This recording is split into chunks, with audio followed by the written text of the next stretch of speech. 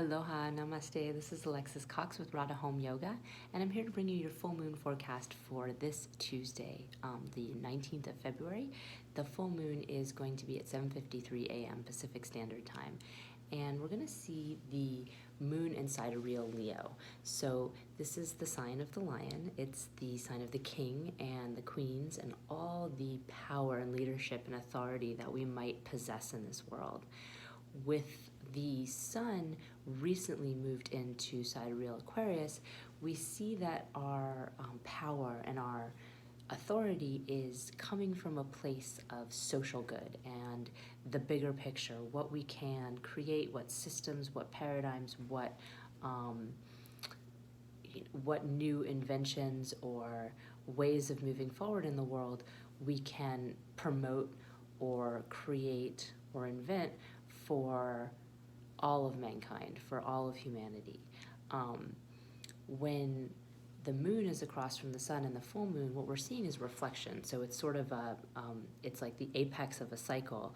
And in this case, it's coming before the actual new moon in Aquarius. So before the actual new cycle is set off, although the sun is already in that sign. So the cycle of Aquarius is one of humility and one of, again, thinking about the bigger picture and the greater social good. Leo is more about the individual, more about our power, more about us standing in our own self, and specifically in this nakshatra, in this star of Magha, where this full moon is going to take place, we're standing in the power that comes from all that's come before us. We're standing in the power of our ancestors, of our lineage, of our culture, of our values, and our spiritual principles.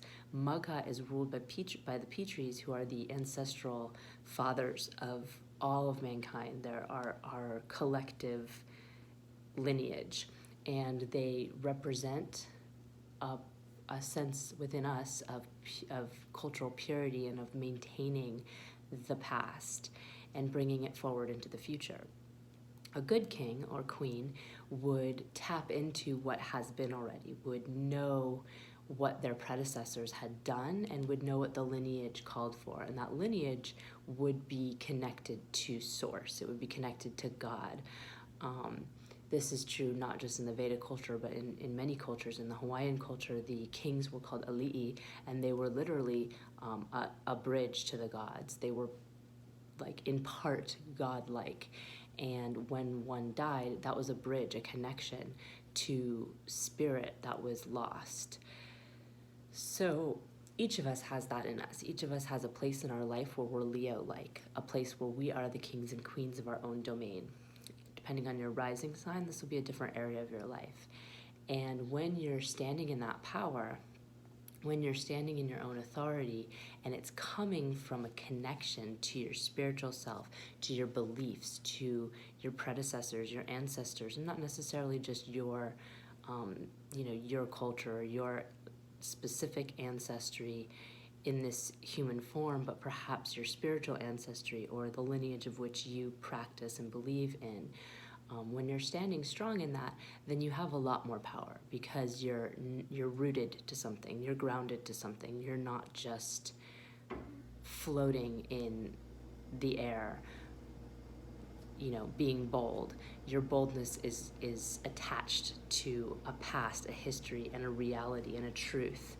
So that's where this nakshatra brings us. It brings us in our power. It's the mighty part of Leo, it's the great part of Leo, and it's the part of each one of us that can really stand up for ourselves.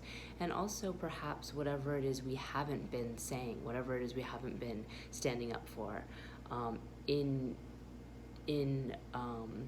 humility towards that greater cause or that greater vision, we sometimes hush ourselves, or even just from that social pressure of wanting to maybe fit in or maybe not be shunned, or perhaps even from a more intense reality of our thoughts and beliefs not being accepted in the greater belief system that sort of permeates the planet and is controlled by all the different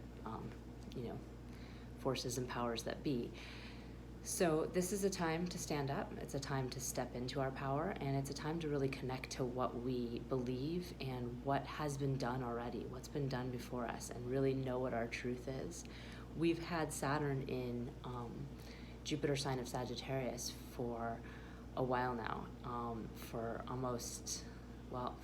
more than 2 years, and we are committed to our beliefs, we're committed to our ideals, but there's a real humility there. In the past few weeks, we've had Venus in Sagittarius as well, giving us a lot of happiness and pleasure around our beliefs, maybe enjoying our beliefs and enjoying relationships with other people who share similar beliefs and similar spiritual values. When Venus came into direct conjunction with Saturn over the past few days, just after Valentine's Day and right before this full moon, we start to feel the pressure come in on our happiness. We start to feel the truth, the cold, hard truth, and the utter humility that comes with the realization of time, which is really what Saturn is about. Saturn is about time weighing on us and forcing us into our responsibilities, forcing us to do things because there's only so much time and we're all going to have a limited amount of time. And so if we want to do something, we need to do it. And that pressure might bring you towards, deeper commitment to your relationships and even your beliefs, but it has a lack of joy. It's not coming from a place of joy and wanting and excitement. It's coming from a place of pressure and fear. So that may have put a little bit of a damper on Valentine's Day, especially right after Valentine's Day.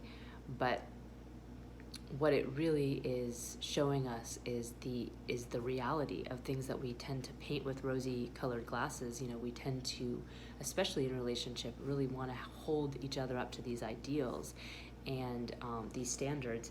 And of course, we need to reflect on the ways in which we're not actually living up to those standards ourselves. Jupiter has been in Scorpio now for a while, and this alignment helps us look at ourselves. It helps us see the shadowy parts of our own being and the ways in which we are not facing our fears, or forces us to face our fears and sit in those shadows. And so this is a helpful alignment to having us not just turn the finger and point it at someone else and telling them what they've done wrong or how they're not living up to their, the spiritual beliefs that we hold together, but also the ways in which we might not be doing that ourselves.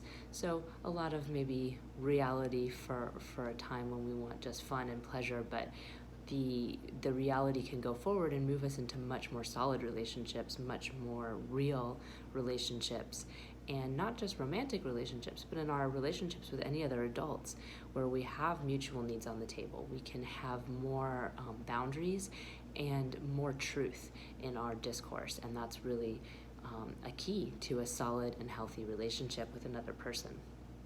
The sun, like I said, is in Aquarius right now, and it just moved in the early degrees. So it's in the nakshatra of Dhanista, where we see a lot of manifestation. We see that Dhanista bridges that Capricorn energy, the earth energy, the more selfish energy of fear, of Saturn, and brings it into the realm of the bigger picture or society. And again, those new systems, those new ways of doing things that we want to move forward into the world. Dhanista is represented by a drum, and it's meeting out time. It's Lord Shiva's drum, and its beats are not only bringing forward manifestation, but they're literally meeting out the epics of time, the different ages that we're going through. So with the sun in this sign of a lot of potential, but a lot of humility and a lot of surrendering ourselves to something for the whole society rather than really taking care of ourselves, we are going to see that this full moon coming even before the new moon cycle is going to give us a chance to understand where we are in our power first and foremost. Mercury being joined the sun can give us some voice in that. Perhaps we've been keeping our voice down and not speaking our truth, but this is an opportunity to stand forward and at least speak our truth to those around us, or in whatever platforms we engage on, but not necessarily in a way where we're lording it over everyone, but where we're just really coming from our integral, honest truth. Mercury and the sun are pretty far away from each other, so we're not in that situation of combustion where we feel silenced and small. With Mercury's reflection on the moon, across the way, we can see that perhaps we'll lend a little bit of discrimination to our ego, to our psyche as we go through this strong, powerful Leo cycle, but also a little bit of capacity to communicate as well. Sometimes with Leo, we have a tendency to teach before we're ready, or to think we know everything when we don't quite know everything yet, and to share it immediately. So perhaps that Mercury in Aquarius will keep us humble and keep us connected to the greater social good. Mars, on the other hand, which is another planet that really informs the sun and really informs the part of us that is in authority, that is in power, is in its own sign of Aries right now. So we see ourselves disciplined, perhaps courageous, perhaps willing to move forward and act in ways that we maybe weren't willing to before. But we also see ourselves in a brash or rash light, where we act without thinking. We are more about starting than finishing and following through, and where there's a curtness, an energetic, where we might just abruptly end something and have a harsh energy around that. So we have to be careful where we're showing up and how we're fighting. If we are being thoughtful and connected to source and to lineage and to our ancestors and to our guidance from source, then we might really be, fighting for something of value. If we are really just getting caught up in our momentary rage or in our momentary battles that approach, we could lose ourselves in that battle. So it's a time to use that discernment and to really stay committed to what we believe, but also understand the limitations of forcing that will on someone else, because just as we have our strong beliefs and convictions, others have theirs, and changing other people's belief systems is not really the point. The point is for all of us to find acceptance and a way to coexist with our different beliefs and different ideals.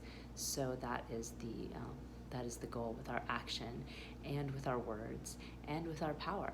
And hopefully we can see that start to play out as we move forward here. If you enjoyed this forecast, please feel free to share with others. You can comment, you can like, you can subscribe to my YouTube channel, and you can also go onto my website and sign up for your new moon and full moon forecast to come directly to your inbox. I do them every 2 weeks. Sometimes there's an extra one in there for something special. And I also do some free reports. Right now, the one that's coming up when you sign up is called Jupiter for all 12 signs. And it shows where Jupiter's been since the fall for your sign, for your rising sign, and then all the other rising signs by house. So which house it's actually inhabiting in your chart. For example, I'm a Taurus rising. It's in my 7th house of partnerships. So you see a lot of, desire for study and wisdom around connecting with others and relationships. You will have it in whatever house it's in your chart. And then it also rules whatever 2 houses it will in your chart. So that's going to also play a part.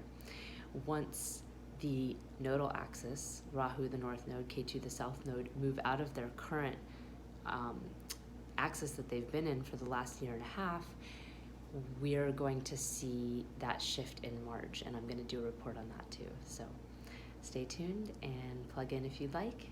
Hope you have a happy full moon. Namaste.